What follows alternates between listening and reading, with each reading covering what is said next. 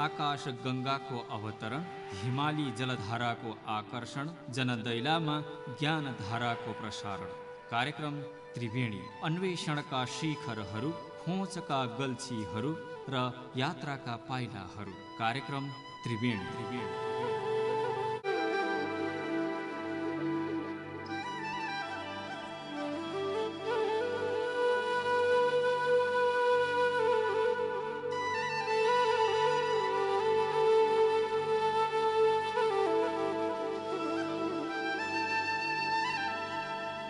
अस्त्युत्तरस्यां दिशि देवतात्मा, हिमालयो नाम नगाधिराज, पूर्वापरौ तोयनिधि बगाह्य, स्थित पृथिव्या इव मानदण्ड। पृथ्वीका मानदण्ड झैँ भएर पूर्वी र पश्चिमी दुवै समुद्र छिचल्ने हिमालय नामक नगाधिराज देवात्माको रूपमा उत्तर दिशातर्फ अवस्थित छन्। कुमार सम्भव महाकाव्यमा महाकवि कालिदास। नमस्कार। हिमालयको स्थिति, स्थिरता, धीरता र उसको धर्म प्रेरणा बारे बोलिने वाक्यहरूको बेडी कार्यक्रम त्रिवेणीमा हामी श्रोता स्वागतका लागि उपस्थित भएका छौँ। आजको प्रस्तुतिमा हामी देवात्मा रूपी हिमालयले हैम जन्म दिएको दिव्य देन, सहनशीलता र शान्त शैलीका बारेमा चर्चा गर्नेछौँ। सहनशील नेपाली। देशमा कैयौं अप्ठ्यारा आए, असजिला दिन आए, दुःख आपत विपद आए, आन्दोलन द्वन्द्व देखिए, अन्याय अत्याचार पनि आइपरे, तर यी सारा समस्यालाई नेपाली जनताले सहेर बसेको छ। कस्तै विपरीत घडीमा पनि यी जनता शान्त छन्, धीर छन्, अविचलित छन्, हँसिला छन्, रसिलै छन्, उज्यालै छन्, अरूलाई स्वागत गरेर बसेका छन्। निज निज कर्ममा नित्य रमिरहेका छन्, आधा पेट खाएर पनि बाँचिरहेका छन्, हाँसिरहेका छन्, अरूलाई खुसी बाँडिरहेका छन्, दुःख दिनेलाई पनि गुण लगाएर बसेका छन्। दुःख पचाएर बाँच्ने नेपाली जाति विश्वमै अद्वितीय छ। भित्र केही गुण ज्ञान छ र पो यी हँसिला छन्, शान्त देखिन्छन्।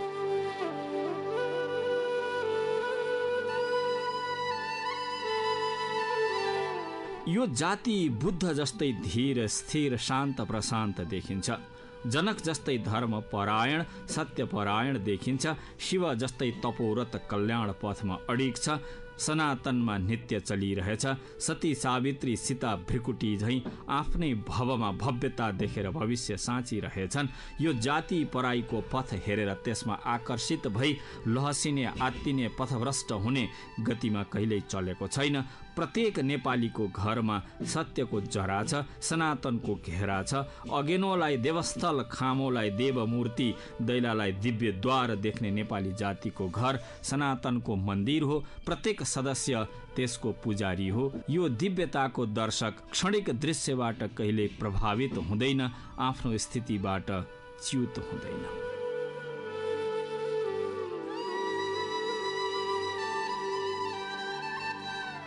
नेपाली जाति अच्युतको पदमा छ, हिमालयको उचाइमा छ। हावा हुरी हल्ला सतही संसारी लहरको प्रहारबाट नहल्लने शिलासरी स्थित छ। प्रज्ञासरी प्रबल छ। संसारी पढाइमा यिनको सर्टिफिकेट सानो होला, तर सत्यको, सनातनको सामर्थ्यमा, शिक्षामा यी समान शक्तिशाली कोही छैन। 2-4 जना बेथितिका मान्छेले यिनको थिति बिगार्ने, हल्लाउने गर्नै सक्दैनन्। नेपाली समाजको यो स्वभाव र शैली युगौँदेखि यसरी नै सतत रूपमा चल्दै आएको छ, अटुट रूपमा धानिँदै आएको छ। कस्तै घडीमा पनि यो विघटित भएको छैन। सनातन सभ्यताको यो अविच्छिन्नतालाई भङ्ग गर्न कतिले यहाँ प्रहार गरे, तर ती टिक्न सकेनन्। हुरी झैँ आए गए, आफै हराए। तर हिमाली काखको यो हँसिलो र सहनशील सभ्यता कसैसँग हारेको छैन र हार्दैन पनि, किनकि यो सभ्यता हर हन्डर सहेर बस्न, हरेक हैरानी खाएर बाँच्न प्रशिक्षित छ। दुःखले खारिएर बुद्ध बन्ने बाटोमा छ, जलनपछि स्वर्ण बन्ने सूत्रमा छ।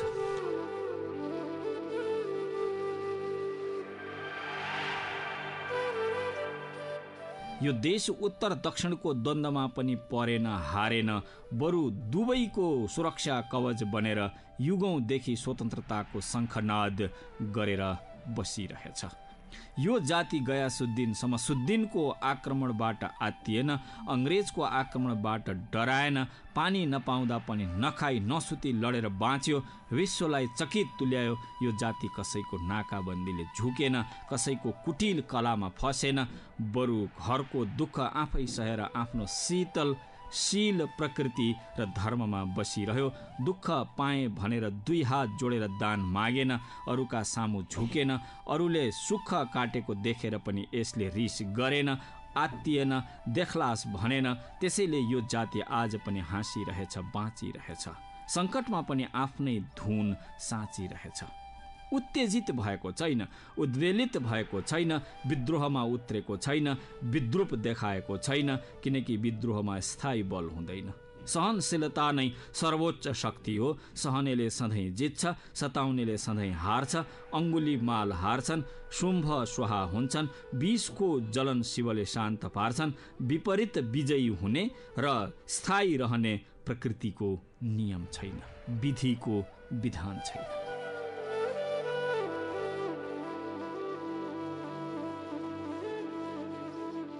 नेपाली जनता यो प्रकृतिबाट प्रेरित छन्, प्रशिक्षित छन्। प्रकृति यिनको पाठशाला हो। प्रकृतिको सङ्गत जस्तो सहज जीवन अर्को छैन।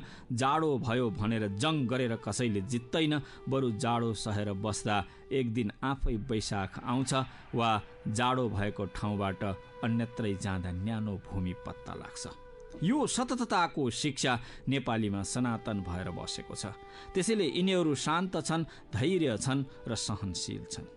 कतिले यहाँ लौ प्रजातन्त्र आयो भनेर जनतालाई उफार्न खोजे, कतिले लौ फेरि लोकतन्त्र आयो भनेर, लौ देशमा निजी क्षेत्रले आर्थिक उन्नति गर्ने अवसर आयो भनेर पुँजीवादको पाठ सुनाए, कतिले साम्यवादी स्तोत्र गाए, मार्क्सको महात्म्य, लेनिनको कीर्तन, माओको महिमाका सप्ताह लाए। तर हिमालयको काखमा बस्ने नेपाली जनताले आफ्नो सनातन सूत्र छाडेन, हैम उचाइबाट हल्लिएन, आफ्नो प्रकृतिबाट पर भएन।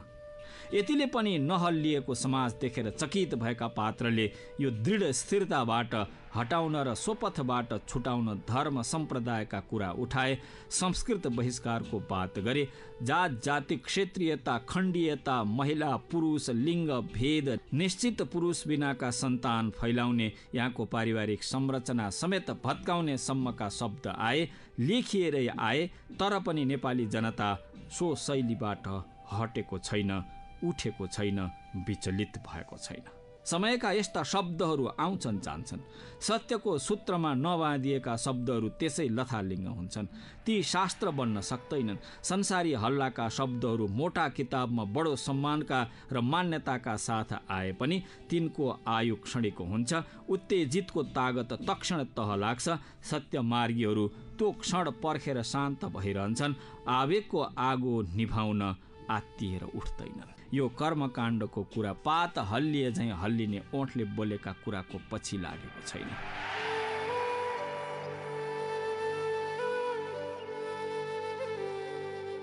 सङ्कटमा परेको शरीरको उद्धार होला, तर सत्यको पथ छाडेर हिँड्नेको उद्धार अरूले गरेर हुँदैन।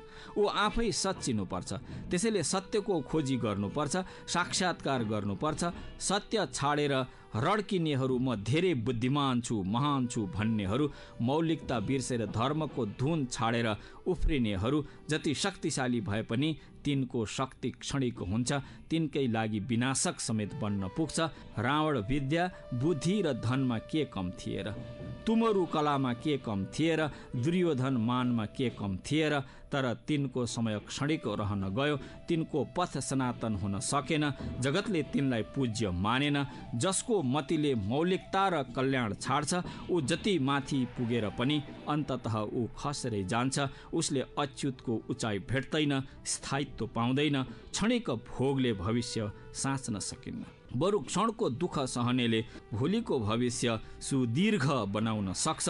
सङ्कट सहनेले सत्य छाड्दैनन्। दुःखका बेला सो शैली नछाड्नेले धर्मको पथ बचाइरहन्छन् र सनातनसम्म खुसी रहन्छन्, शान्त रहन्छन्। यो शिक्षाले बाँचेका नेपाली आज पनि उही पथमा अडिग देखिन्छन्।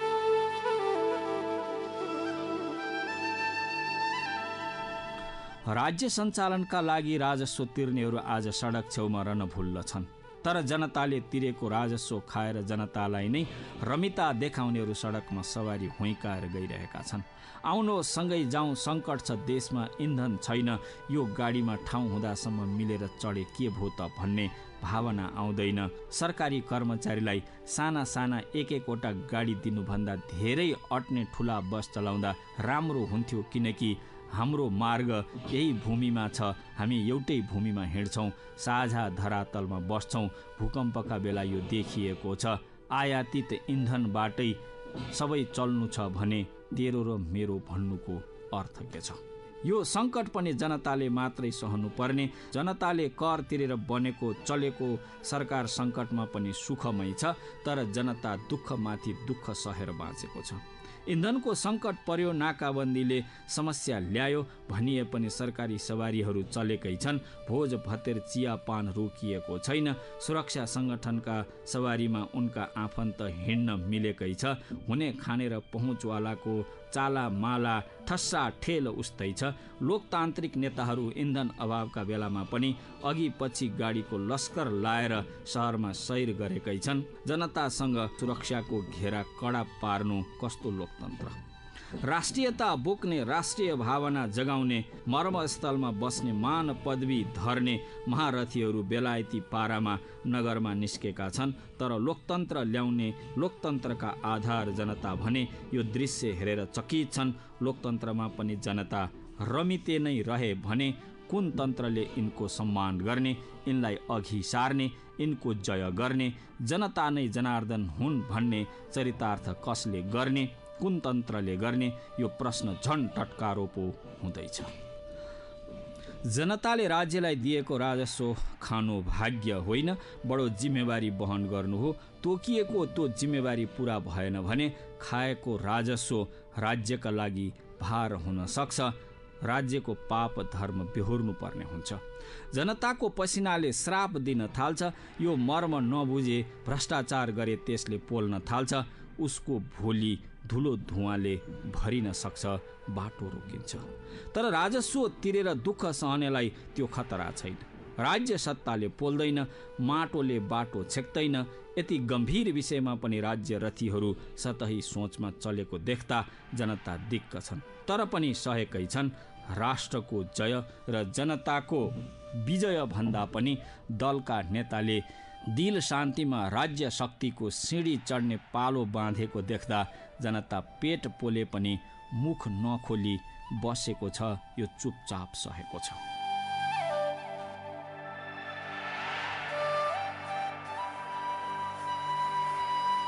जनतालाई भूकम्पले सतायो, घरबार विहीन बनायो, वियोगमा रुवायो, बाँचेकाले के खाने कहाँ बस्नेमा पुर्यायो। तर पनि राज्यले दिन्छु भनेको राहत दिएको छैन। फेरि बाढी पहिराको वर्षेनी व्यथा दोहोरियो। जनता कति बगे, कतिका घरगोठ डुबे, डिया बाछा मरे, तर पनि राज्यले तिनको दुःख देखेको छैन। फेरि राजनीतिक कारणले गर्दा दक्षिणमा नाकाबन्दी भो, इन्धन आएन, जनता चाडपर्वमा घर जान पाएनन्। दसैँमा घर फर्कनेहरू बसको छतमा चढेर खतरापूर्ण यात्रा गरी घर जान बाध्य भए। छतको यात्रा जीवन खतरा भन्ने सरकारी नारा बेकार भो। फेरि त्यसरी नै फर्कनु पर्यो। पर्वमा हर्ष भएन, अभावै अभाव भो। नेपाली जनताको यो सांस्कृतिक अधिकार हनन भएको कसले देख्ने? किनकि सनातनको सभ्यता नै आज अनेकतिरबाट आक्रमणमा परेको छ। हर प्रहार यसले सहनु परेको छ। परदेशको भित्तामा पाल लाएर स्वदेशमा धक्का दिने राजनीति गर्नेले जनसेवाको नाम गर्दै जनपीडा दिएको पनि देखिएकै छ। बजारमा खाना पकाउने ग्यास छैन, तेल छैन, तरकारी पाइँदैन, खाद्यान्न महँगो छ, काला बजारी बढ्दो छ। रातभर ग्यास लिन लाइन बस्यो, भोलिपल्ट ग्यासै सकिएको खबर हुन्छ।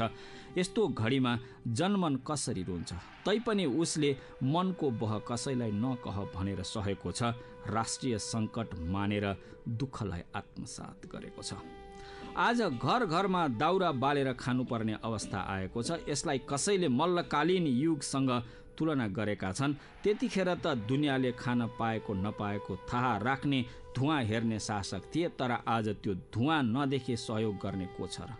जनबस्तीका धुरीबाट धुवाँ आओस् कि नआओस्, के मतलब? राणा कालमा जनतालाई रैती भनिए पनि सङ्कटमा राहत दिने धर्म थियो, तर आज जनतालाई लोक भनिए पनि सङ्कटमा साथ दिने कोही छैन।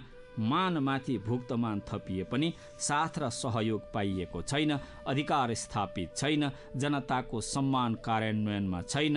राज्यले जनता छुने हात छैन। तर पनि जनताले यो अवस्था सहेकै छ, मानेकै छ।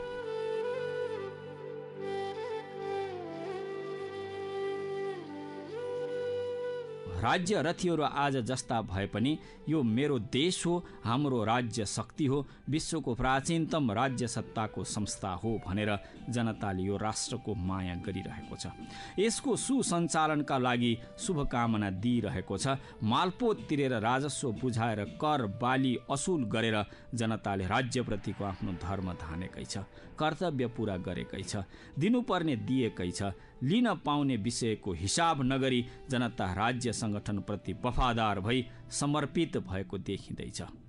वर्तमानमा राज्य नेतृत्वका नायकहरू मुलुकको अपार प्राकृतिक स्रोतको दोहन छाडेर जनदोहनमा मात्र आसक्त देखिन्छन्। यो स्रोत त्यसै रहँदा बाहिरकाले आँखा गाडेका छन्, जसले गर्दा बाह्य रुचिबाट बचाएर देश सो पथमा चलाउन गाह्रो भएको पनि मुलुकवासीले महसुस गरेका छन्। आफ्नै वैंश आफूलाई नै बोझ हुने अवस्था आएको छ। यसलाई एक्लै धान्न सकिन्न भन्ने पराइका साक्षी फटके पनि विभिन्न कुरा फलाक्दैछन्। यी फसाद पनि जनताले सहेकै छ, बुझेकै छ।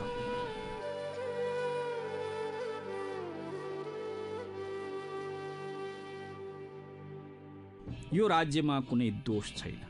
यो राज्य निर्माणमा महामना, महापुरुष, महर्षि, महान दार्शनिक, विचारक, अभियन्ता, महान सपूत, महावीर, महापराक्रमी, त्यागी, तपस्वीहरूको योगदान छ। उनीहरूले रोपेको सद्भावको बीज छ, सद्धर्मको आधार छ, सनातनको सास छ। त्यसैले कुनै पनि सचेत जनता यसको मौलिकता विपरीत सोच्न पनि सक्दैन, जान पनि सक्दैन। उसले त यो राज्य शक्तिलाई आमा भनेको छ, माता मानेको छ। यहाँ बस्ने जनतालाई आफ्ना समान सहयात्री मानेको छ, आमाका साझा सन्तान भनेको छ। आज राज्य चलाउनेहरू यस देशको राजधर्म र कर्ममा केही कसो देखिए पनि, जन अपेक्षा पूरा गर्न पछि परे पनि जनताले ती तत्कालीन मसिना कुरा छाडेर बिर्सेर सहेर यो राज्यको महानतामा गौरव गरिरहेको छ।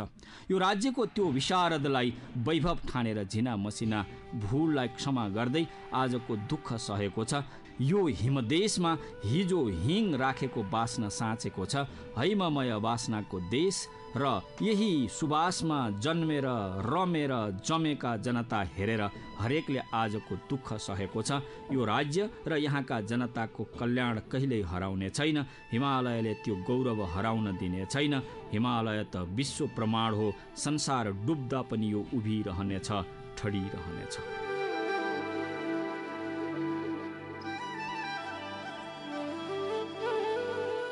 कतिले राज्य सञ्चालकहरू यो राज्यको मौलिकता छाडेर हिँड्न थाले, जनताको कल्याणलाई भुल्न थाले, जनकको जनकत्व बिर्सन थाले भनेर अब जनधैर्य टुट्छ भन्ने चेतावनी दिन्छन्। तर नेपाली जनता यो क्षणिक क्षीणतामा उद्वेलित हुने सतही सोचको नागरिक होइन। आज छैन त के भो, उसले भोलिको बाटो भत्काएर आज खोज्ने गरेको छैन। ऊ भोगको उपभोक्ता होइन, ऊ त भविष्य साँच्ने भगवत पुरुष हो। अनवरत आगतलाई स्वागत गर्ने सनातनको सन्तान हो।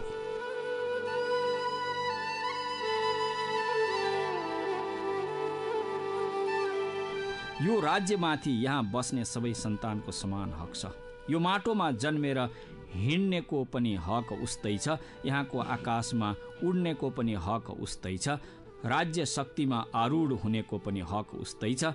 राज्य शक्ति बनाउन जगमा बसेर राजस्व दिने जनताको पनि हक उस्तै छ। राज्यका आँखामा आमाको दृष्टि छ, सन्तानलाई समान देख्ने नजर छ। जनता र राज्यको नाता कतै बिग्रेको छैन, कतै बिझाएको छैन। तर यी दुई शक्तिको संयोजन गर्ने पात्रमा केही कमी कमजोरी देखिँदैछ। देशको दोष हुँदैन, तर देश चलाउनेमा निर्दोषताको कमी देखिँदैछ। जनताको मनभन्दा पर पुगेर प्रमाण दिने, पराई आकांक्षालाई प्राथमिकता दिने, कहिले दक्षिण ढल्किने कहिले उत्तर तन्किने, सन्धियारका बीच सन्तुलन भन्दा सौदाबाजीमा उत्रिने पात्रको राज्यकला सुखद हुँदैन। यो सन्तुलनको देश हो, सम्यकताको देश हो, शान्तिको मुहान हो, बुद्धले जन्म लिने धर्मको देश हो, ध्यान फलित हुने तनावरहित देश हो। फेरि छिमेकीहरू सम्पन्नताको सिरानी हालेर सुत्ता, सँगैको मित्र विपन्नताको बिछ्यौनामा कहराइरहेको पनि नसुहाउला। अझ कुनै एक छिमेकीको स्वार्थका कारण हामी विपन्न भएको देखियो भने त्यो झन् विश्व प्रतिष्ठामा प्रत्युत्पादक होला। यसमा छिमेकीको आँखा पनि क्षणिक नहोस्। यो सबैको शिर देश, सर्वकल्याणको देश, सर्वे भवन्तु सुखिनको देश। यो त सबैको शिर श्रद्धाले झुक्ने भगवानको जन्मभूमि हो, महान पर्वतको मन्दिर हो, विश्व सभ्यताको शिखर हो। सभ्यताको यो शिखरी देशमा आज केही सस्ता व्यवहार देखिएका छन्। दियो बालेर शुभ कर्म थाल्ने सभ्यतामा जल चढाई तर्पण दिएर उद्घाटन गर्ने पो देखिँदैछ। फेरि दियो मारेर दीर्घायुको कामना गर्ने वार्षिक उत्सवको विधि पो गरिँदैछ। जनस्तरमा विदेशी बाह्य सस्ता सतही व्यवहार देखिँदा भोलि राष्ट्रिय संस्कृति नै सङ्कटमा पर्ने हो कि भन्ने पनि चिन्ता हुँदैछ। यहाँ यी त साना उदाहरण हुन्, तर यी प्वाल छिद्रहरूबाट अनेक संस्कृति भित्रिन सक्ने खतरा बढ्दो छ। राष्ट्रिय पहिचानको पोसाक पर्व जन संस्कृति हराउने हो कि सुर्ता बढ्दो छ। राजकीय समारोहमा यो देशको संस्कृति गौरव भन्दा विदेशी सिको पो हावी हुँदैछ। राष्ट्र प्रमुख सरकार प्रमुखको शपथमा यो राष्ट्रको गरिमा देखिने मुलुकको मौलिकता झल्किने दृश्य हुनुपर्थ्यो, विभूतिको स्थान हुनुपर्थ्यो, शहीदको तस्बिर हुनुपर्थ्यो। जनक बुद्ध, हिमालय, काली, कर्णाली, कोशी, सगरमाथा देखिनु थियो। नेपाली डाँडा काँडा जनसंस्कृतिको झलक सुहाउनु थियो।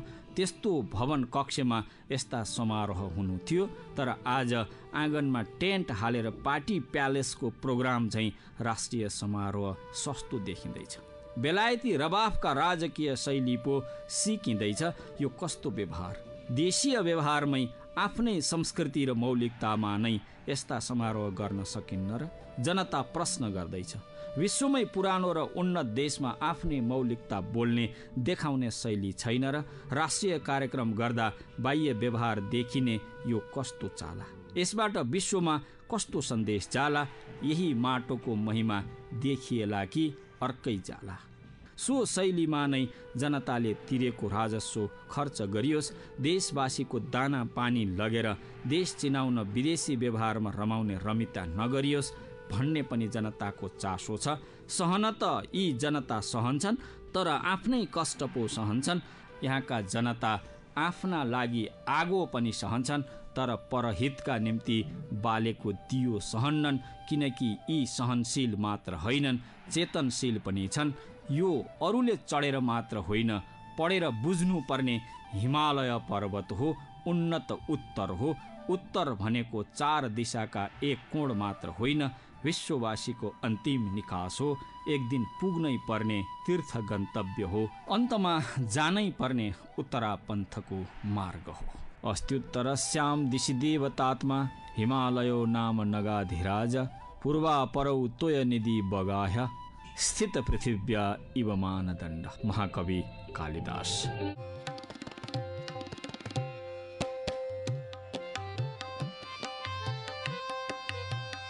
श्रद्धेय श्रोतावृन्द, हिमधुरीले हामीलाई दिएको धीरताको धिमही धर्म, विद्या र चेतनाको चर्चा आजलाई यति नै।